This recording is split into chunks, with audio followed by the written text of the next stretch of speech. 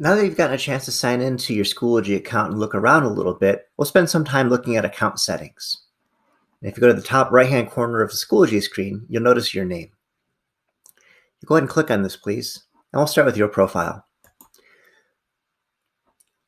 What you can choose to do here is you could choose to put in a picture of yourself. So by clicking Edit Picture and uploading, an avatar or a picture, something that would be appropriate to represent you, you can put a little bit of a face to a name or some sort of an image rather than, in this case, a stylized 80s fantastic triangle montage, which you might like to have, or maybe you don't want to have.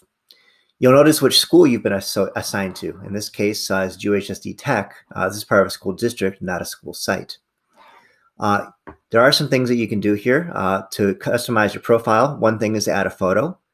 The other thing you could choose to do is write a short bio or add activities and interests. Please do note that these things are purely optional, and this is just more setting a context for who you are. Schoology does have a little bit of a social media type of an aspect where you are able to go in and share resources publicly or within groups, as well as access things that other people have put up there. And there is a little bit of a connection in that sense where you could follow or join up with other people who have similar likes or interests or backgrounds, professionally speaking, or maybe you want to collaborate with kind of like a personal learning network. Anything that you do put in here with your profile is viewable by other people in Schoology as they come across things that you post, as well as with students as our student profiles. So maybe you just want to keep it very simple or not at all, other than maybe just uploading a picture of some sort. You'll notice which courses you own or have access to and which groups you may belong to as well. Later on, you will notice that Schoology does have a badging sort of a process. And as we've been doing online PD for this last year, we have been awarding badges to those who've completed work. If you have a badge, they would appear here. If you award badges to your students on their profile page, they would also see the badges that they've amassed or if they've collected. So if you choose to edit, this is where you would go ahead and update things as you would like to. The next thing that you'll see within the account settings would be the actual settings itself. There's some things here that are good to know. First thing is you could change your name potentially if you like and hit Save Changes. If you did have another Schoology account from an existing job or whatever else, you could potentially bring these in and merge those materials together.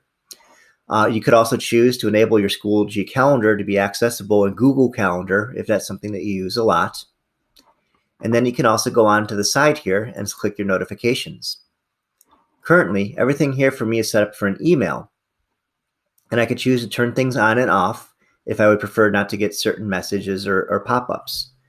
Later on in the trainings, we'll talk about an app, and if you do install the app with your account, there would then be a separate column of things that you would customize with the app as far as notifications on a tablet or a phone or what have you. If you click on the privacy settings, what you'd be able to see here then would be, of course, what can be seen and how. Your transfer history, this would be more about like setting up like your classes or your grades and that. And then very importantly, the recycle bin. If there's a time where you accidentally delete an assignment or you delete something that's important, if you go to your settings recycle bin, you'll probably be able to find it here and restore it back to the class that you need to have. So really here, many of these pieces are purely optional. If you don't want to put any information about yourself, you don't have to, though maybe putting some sort of a picture could be good. If you want to turn on and off how you receive your notifications, the notification tabs is really, really helpful here. And you may not ever need it until you really, really need it. The recycle bin is where you would find something that you accidentally have deleted. As we've supported teachers, we found tests that were accidentally deleted as well as some major assignments. And just going here and restoring it, it's like it never happened. It saves you a lot of stress and heartache. So that is the meaning behind things in the top corner here for your account.